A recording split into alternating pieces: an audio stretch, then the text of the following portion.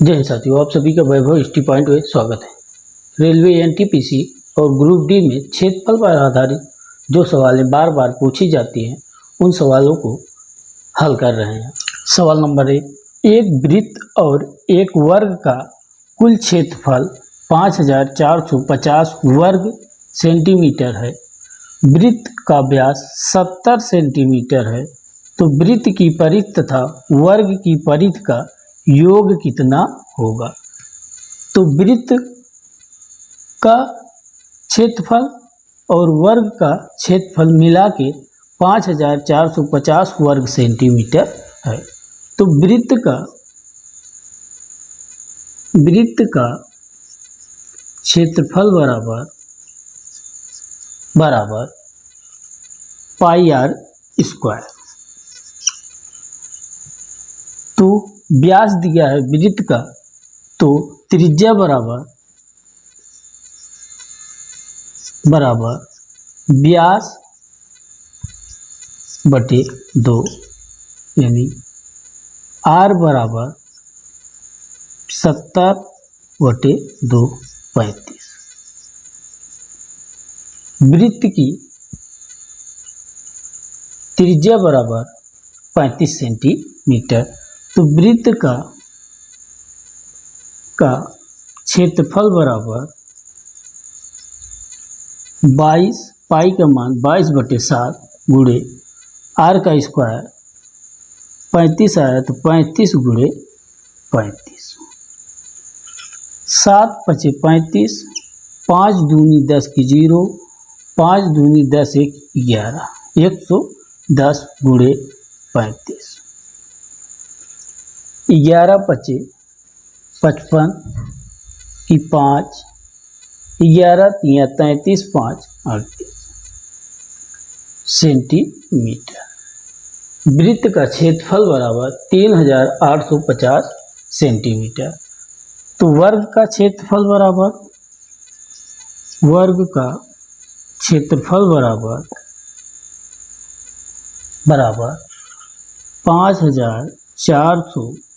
5450 minus 3850 बराबर 0 से 0 गए 0, 5 में से 5 गए 0, यहाँ हुआ 4, 4 में से 8 नहीं जाएगा, एक हासिल लेगा 14, 14 में से 8 गए 6, यहाँ बचा 4, 4 में से 3 गए 1, यानी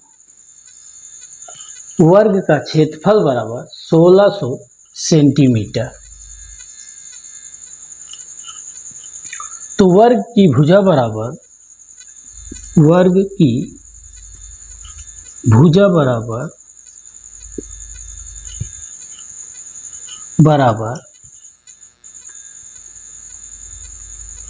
क्षेत्रफल का अंडर रूट।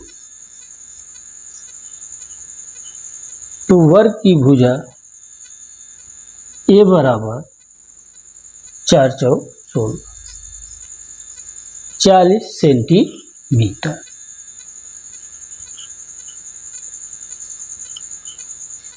वर्ग की भुजा 40 सेंटीमीटर। तो वर्ग का परिमाप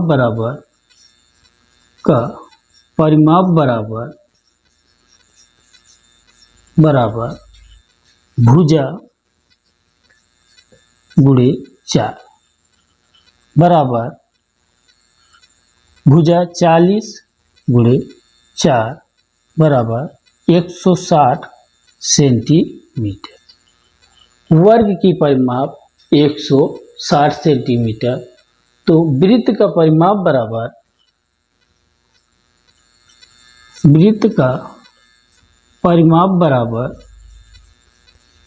बराबर पाई गुणे व्यास या पाई गुणे त्रिज्या का दूना बराबर 22 बटे 7, पाई का मान रखेंगे गुणे 70 व्यास है, 7 एकंदम 7 यानी 10, 22 गुणे 10 बराबर 220। अब दोनों की परिधि का योग बराबर 220 वृत्त का प्लस 160 वर्ग का 0 में 0 बराबर 0, 6 2 8 2 1 3। वृत्त और वर्ग की परिधि का योग 380 सेंटीमीटर, यानी विकल्प नंबर बी सही है। सवाल नंबर 2, एक तार के टुकड़े से 120 पाई सेंटीमीटर भुजा वाला एक वर्ग बनाया जाता है। यदि उसी तार को मोड़कर वृत्त बनाया जाए तो वृत्त की त्रिज्या होगी, यानी आर कितनी होगी वृत्त की। तो वर्ग की भुजा बराबर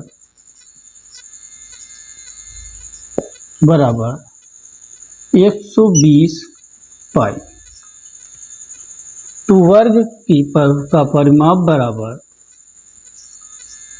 का परिमाप बराबर माप बराबर वृत्त की परिधि।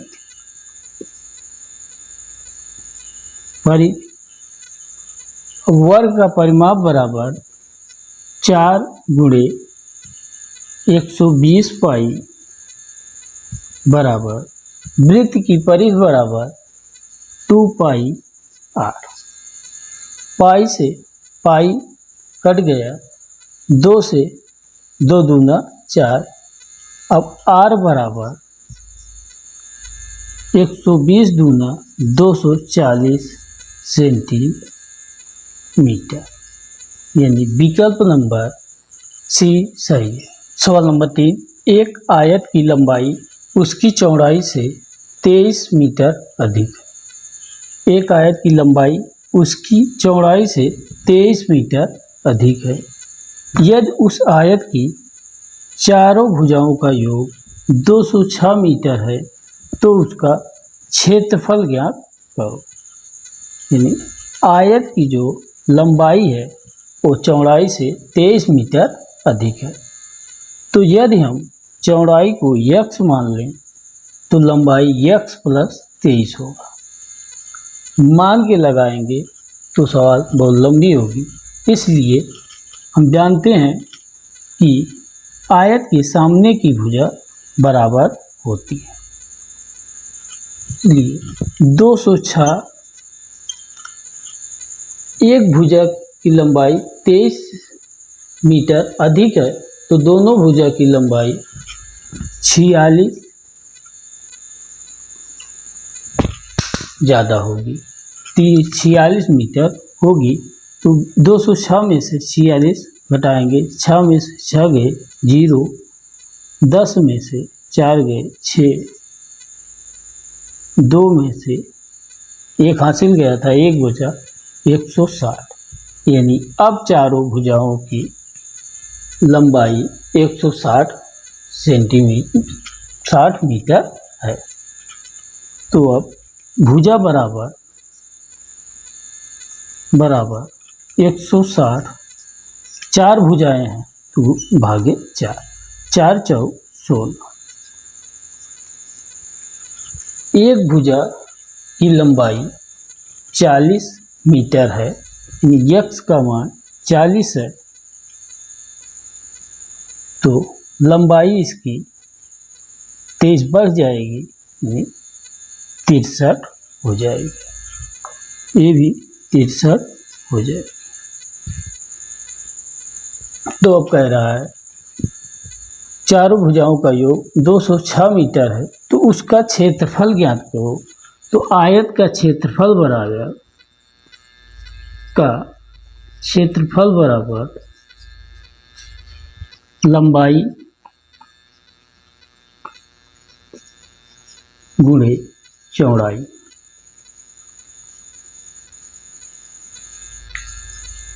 यल गुणे बी। आयत का क्षेत्रफल बराबर लंबाई गुणे चौड़ाई, यानी आयत का क्षेत्रफल बराबर यल गुणे बी। तो लंबाई 63 गुणे चौड़ाई 40। अब 23 और 40 का गुणा कर लेंगे। 0 4 तिहाई 12 2 4 संग 24 से 25 मीटर। यानी आयत का क्षेत्रफल बराबर 2520 वर्ग मीटर, यानी विकल्प नंबर सी सही। इतना ही। वीडियो अच्छी लगी तो लाइक करें, चैनल को सब्सक्राइब करें। धन्यवाद।